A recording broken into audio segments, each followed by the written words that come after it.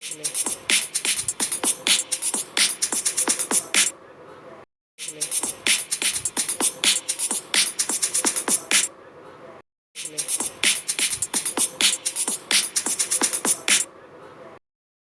10th class. Now let us see question number 7, and very easy question it is. Find the area of the largest triangle that can be inscribed in the semicircle of the radius r unit. कहता है ये semi circle है और इसमें सबसे बड़ी triangle का area find out करो।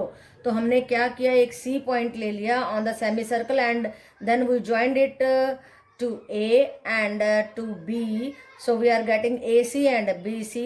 Then we draw a perpendicular from CD, perpendicular CD on AB. So we have written all these things here, and now we have to find out the area of the triangle ABC. So how can we find out the area of the triangle? Area of the triangle is always half base into height or altitude. Okay, so this is given to be 2r. ये हमें 2r दिया है। देखिए ये diameter था, ये diameter 2r दिया है, तो ये पूरा डायमीटर 2r हो गया है। एंड रेडियस क्या हो जाएगा, 2r by r that is equal to 2r by 2 that is equal to r। देखो इसका हाफ हो गया ना। सो हाइट हमारी क्या हो गई, यहाँ पे हाइट हो गई है r एंड बेस क्या हो गया है, बेस हो गया है 2r। So putting these values in this formula, half base into height 2r into r, 2 से 2 cut and we are getting r square and r square is the answer. Answer means area of the triangle ABC. ABC is the largest triangle in the semicircle.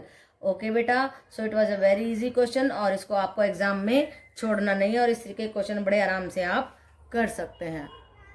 Yes 10th class, now let us see question number 8 and it's very interesting question. बहुत अच्छा question है, ध्यान से कीजिए। The sum of the radius of the two circles is 140 centimetre and difference of their CFs means circumference is 88 centimetre. Find the diameter of the circles. देखिए दो radius हैं, दो सर्कल्स हैं C1 एंड C2 और इनके radiuses ले लिए मैंने R1 एंड R2। अब देखो क्या गिवन है हमें, ये गिवन है sum of the radiuses, sum of the radius r1 plus r2 is given to be 140. So from here we are getting r1 is equal to 140 minus r2. इसको हम आगे इस्तेमाल करने वाले हैं। Another thing given to us is that difference of the their CF में circumference। तो देखिए हमने CF क्या होती है, 2 पाई r होती है।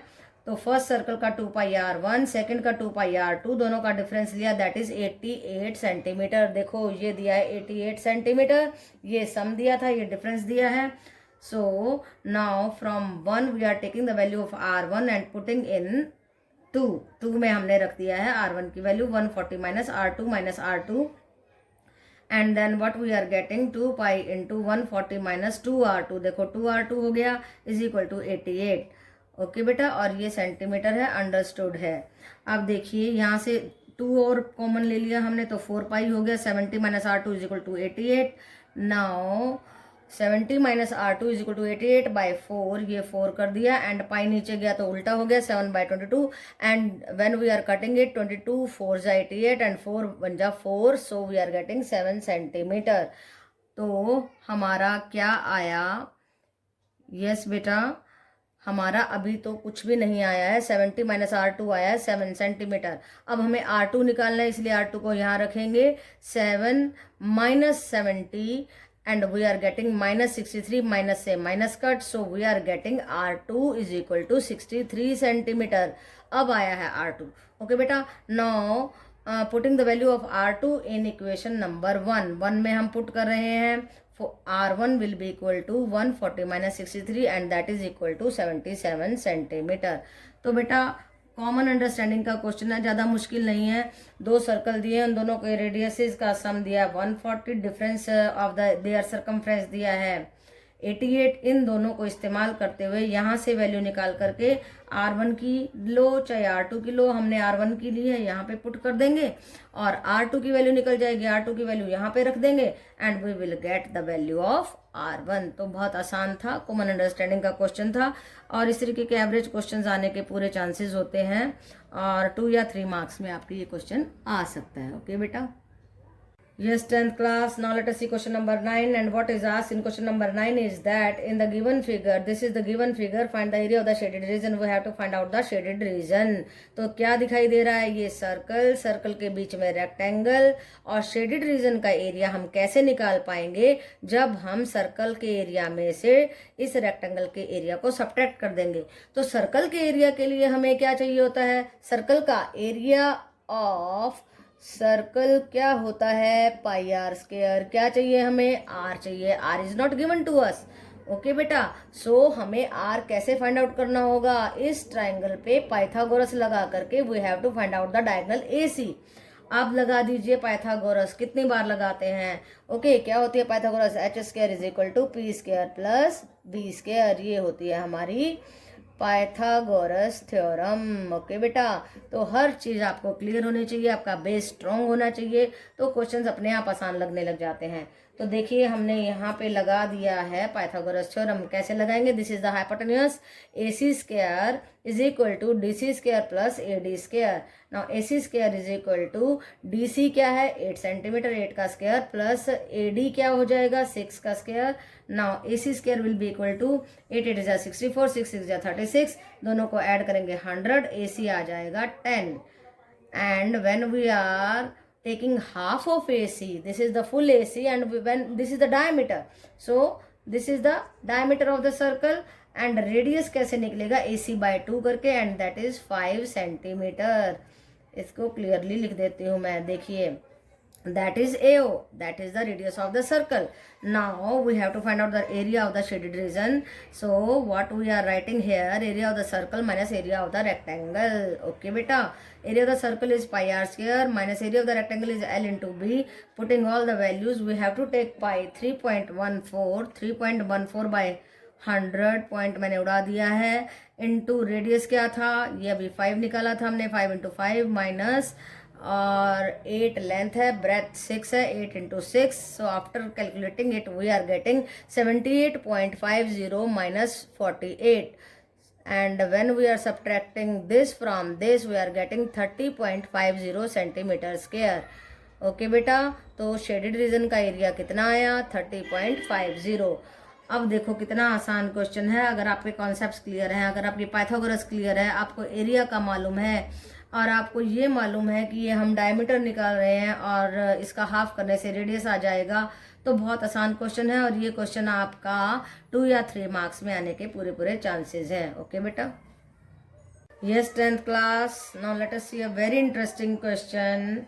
Question number 10, a bucket is raised from a well by means of a rope. देखो ये वेल बनाया है मैंने, और ये है व्हील। ये व्हील है जिसकी मदद से ऐसे ये बकेट बंधी हुई है रस्सी से, ऐसे रोप से, और ये आदमी पानी खींच रहा है, इस बाल्टी को ऊपर खींच रहा है। तो ये क्या कहता है? Which is wound round a wheel. इस व्हील के चारों तरफ वो रस्सी लिपटी हुई है, एंड डायमीटर इज 77 सेंटीमीटर।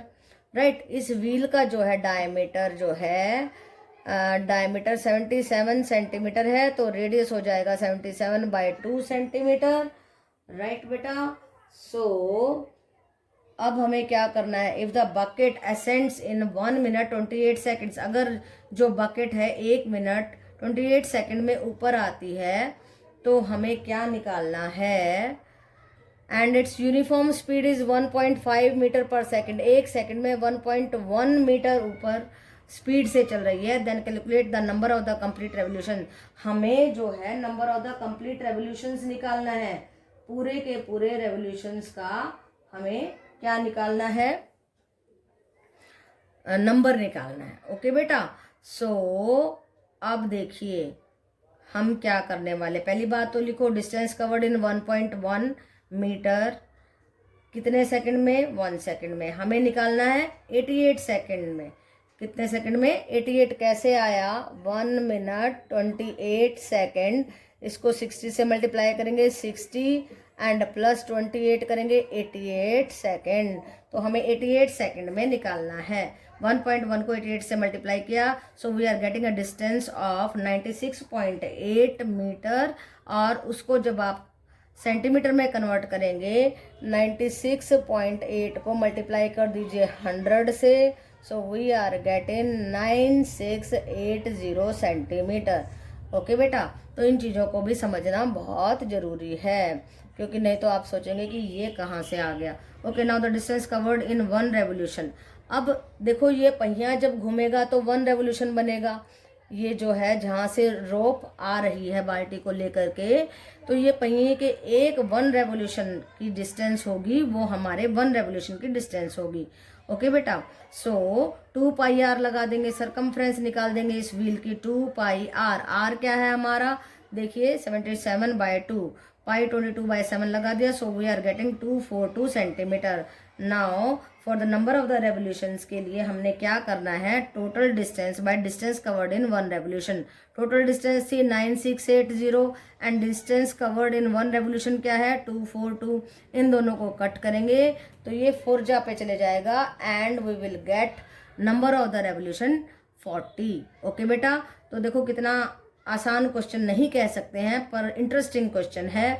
देखिए, आदमी है, ये पानी निकाल रहा है और हमें निकालना है 88 सेकंड में कितने बार ये पहिया घूमेगा।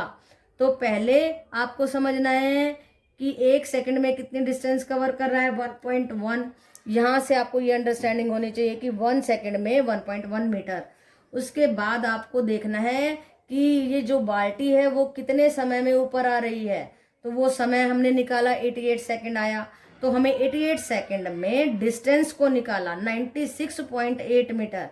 अब जब टोटल डिस्टेंस को व्हील के एक रेवोल्यूशन की डिस्टेंस से डिवाइड करेंगे, we will get the number of the revolutions. यही हमें निकालना था।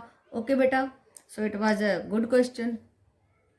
Yes, 10th class, let us see a question which can create confusion in your mind. Question number 11. देखिए, a cow is tied with a rope of length 14 meter at the corner of the rectangular field of the dimension. Yes, dimension 20 meter into 16 meter. अब ये dimension दे दी है तो इससे आपको confuse नहीं होना है। आप सोचेंगे कि इसका इस्तेमाल तो कहीं ना कहीं होगा, वैसा नहीं है। ध्यान से देखिए, find the area of the field in which the cow can graze. ये कहता है बस ये जो गायें रस्सी से बंधी हुई है ना, इसको बांध देते हैं, खुली छोड़ दी हमने। यस, तो इस रेडियस का जो है, ये जो रेडियस दिया है, रोप की लेंथ दी है 14, इस सर्कल का, इस सेक्टर का, सर्कल भी नहीं कहेंगे सेक्टर कहेंगे, इसका हमें एरिया फाइंड आउट करना है। सो ABCD हमने एक रेक्टेंगुलर फील्ड ले लिया और A पॉइंट से गाय बंधी हुई है और जितनी रस्सी खुली होगी उतना ही तो वो घास खा पाएगी ना।